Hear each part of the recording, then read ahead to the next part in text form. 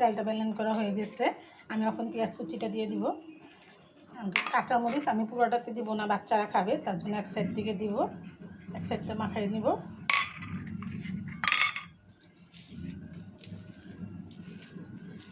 দেখেন কত সুন্দর হয়েছে।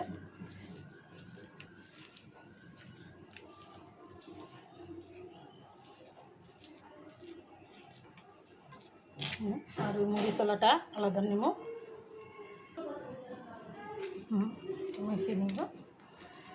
যারা ঝাল বেশি পছন্দ করেন তারা অবশ্যই ঝাল একটু বেশি করে দিয়ে নেবেন।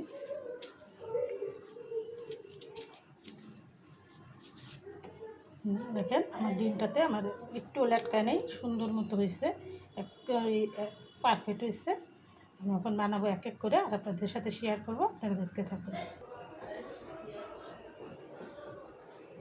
এই যে দেখেন টিকার সাইজ হয়ে গেছে। এক এক করে এই টিকাগুলো সব বানিয়ে নিব।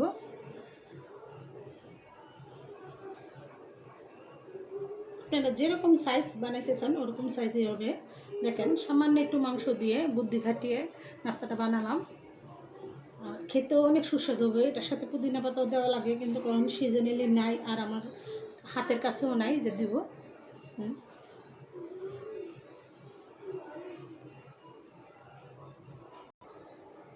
এখন বানাবো আমি জাল ছাড়াটা।